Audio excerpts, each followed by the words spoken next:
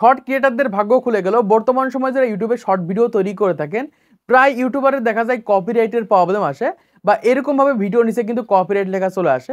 আর এই কপিরাইট লেখার কারণে কিন্তু বিভিন্ন ধরনের প্রবলেম হয়ে থাকে আমাদের ইউটিউব চ্যানেলে। দেখা যায় একসাথে অনেকগুলো ভিডিওতে এরকমভাবে কপিরাইট লেখা থাকলে ইউটিউব কিন্তু মনিটাইজেশন রিজেক্টও করে দিতে পারে।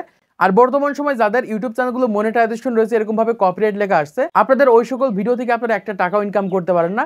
আপনারা কষ্ট করে ভিডিও তৈরি করেন, কষ্ট করে ভিডিও তৈরি করার পর যখন ইউটিউবে ভিডিও আপলোড করেন, এরকমভাবে কপিরাইট ক্লেম চলে আসে। আর কপিরাইট ক্লেম আসার কারণে ওই ভিডিও থেকে যে টাকা ইনকাম হয় সম্পূর্ণ কিন্তু মিউজিকের মালিক নিয়ে নেয়, সেখান থেকে কিন্তু একটা টাকাও আপনি ইনকাম করতে পারেন না। আর এই কপিরাইট লেখা আসে থাকে কিন্তু ব্যাকগ্রাউন্ড মিউজিকের কারণে অথবা যে কোনো ধরনের মিউজিক ব্যবহার করার কারণে কিন্তু এরকমভাবে কিন্তু কপিরাইট ক্লেম চলে আসে বা কপিরাইট এসে থাকে। তো বর্তমান সময় আপনি যে ক্যাটাগরি যে ধরনের ভিডিও তৈরি করেন না কেন, গেমিং ভিডিও হতে পারে, ফানি ভিডিও হতে পারে, টেক ভিডিও হতে পারে, বা যে কোনো ধরনের ভিডিও হতে পারে, ব্লগ ভিডিও হতে পারে, সেই সকল চ্যানেলে শর্ট ভিডিও বা লং ভিডিওতে আমরা কিন্তু ব্যাকগ্রাউন্ড মিউজিক ব্যবহার করে থাকি। বেশিরভাগ শর্ট ক্রিয়েটার দেখা যায় 100 জনের ভিতরে প্রায় 80 জন ক্রিয়েটার রয়েছে যারা ব্যাকগ্রাউন্ড মিউজিক সেট করে ইউটিউবে শর্ট ভিডিও আপলোড করে থাকে। আর যখনই ইউটিউবে শর্ট ভিডিও আপলোড করে দেয় তখনই কিন্তু এরকমভাবে কপিরাইট লেখা চলে আসে। আপনি যে ধরনের ভিডিও তৈরি করেন না কেন, যে ক্যাটাগরিতে ভিডিও তৈরি করেন না কেন, আপনাদের ভিডিওতে এবার থেকে আর কপিরাইট আসবে না বা কপিরাইটের ঝামেলা কিন্তু সারা জীবনের জন্য শেষ হতে যাচ্ছে।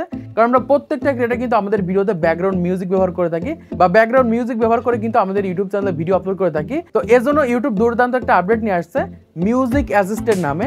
আমরা যখন আমাদের ইউটিউব স্টুডিও ক্রোম ব্রাউজারের মাধ্যমে অথবা পিসিতে বা কম্পিউটার ওপেন করব, তখন কিন্তু সেখানে জাস্ট মিউজিক অ্যাসিস্ট্যান্ট নামে একটা অপশন আসবে।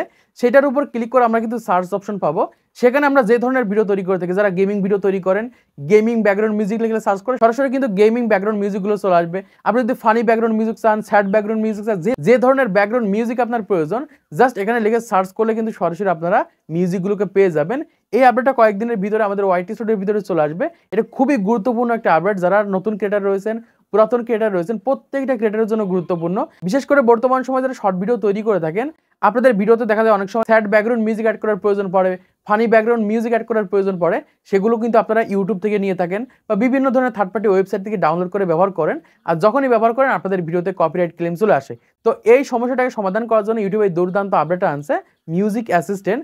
তো এতদিন থেকে যাদের ভিডিওতে কপিরাইট ক্লেম আসছিল, এবার থেকে তাদের ভিডিওর কপিরাইট ক্লেমের ঝামেলাটা কিন্তু শেষ হচ্ছে। আর আপনার প্রত্যেকটা ভিডিও থেকে কিন্তু এবার থেকে ইনকাম করতে পারবেন এই আপডেট আসার পর থেকে। তো আশা করছি আপনারা বুঝতে পেরেছেন বর্তমান সময় ইউটিউবে যে নতুন আপডেট এসেছে, এই আপডেটের মাধ্যমে কিভাবে আমাদের ইউটিউব চ্যানেল থেকে কপিরাইটের ঝামেলা শেষ হবে। তো আজকে ভিডিওর মাধ্যমে আপনারা অনেক কিছু জানতে পেরেছেন, বুঝতে পেরেছেন, শিখতে পেরেছেন।